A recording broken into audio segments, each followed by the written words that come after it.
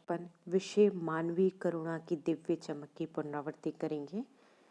बच्चों, अब तक आपने जाना कि मानवीय करुणा की दिव्य चमक पाठ सर्वेश्वर दयाल सक्सेना जी द्वारा लिखित एक संस्मरण है।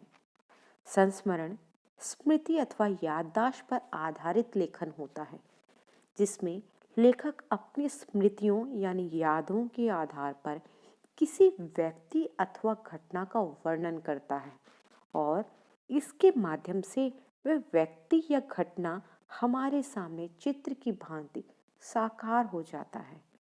इस पाठ में फादर कामिल बुल्के, जो बेल्जियम के रैम्स चैपल शहर यूरोप से एक ईसाई धर्म प्रचारक के रूप में भारत आए थे, किंतु उन्होंने इस देश को अपनी कर्मभूमि बनाया और यहीं के होकर रह गए। फादर कामिल बुल्के ने हिंदी भाषा के विकास और प्रचार प्रसार में बहुत ही महत्वपूर्ण योगदान दिया।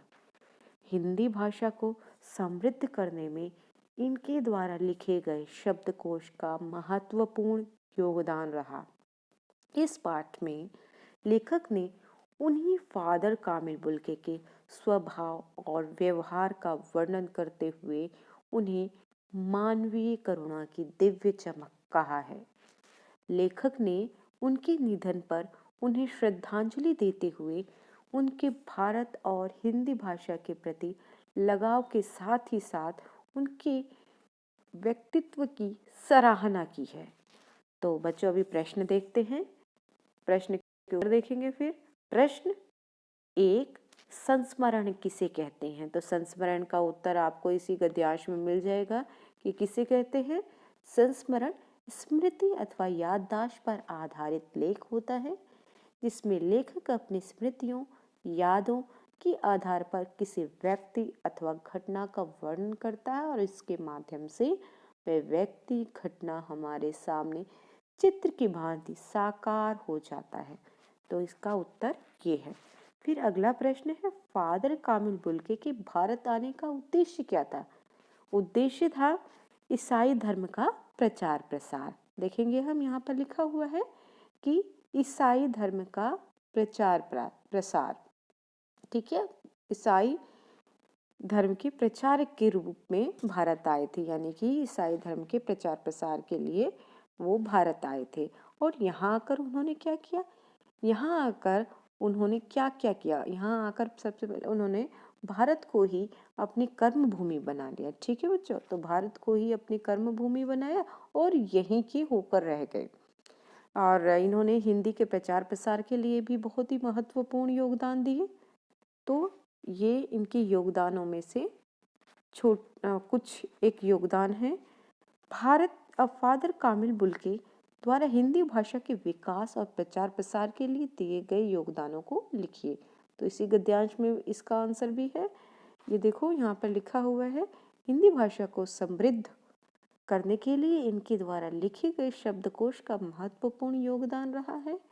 ठीक है, इसके ऊपर वाली लाइन देखेंगे, वो भी इसी प्रश्न का उत्तर है। हिंदी भाषा को समृद्ध करने में इनके द्वारा लिखे गए ये रहा, फादर कामिल बुल्के ने हिंदी भाषा के विकास और प्रचार प्रसार के लिए बहुत महत्वपूर्ण योगदान दिया। ठीक है, तो ये 2 पॉइंट्स हो गए हमारे। अगला है, लेखक ने फादर कामिल बुल्के को मानवीय करुणा की दिव्य चमक क्यों कहा?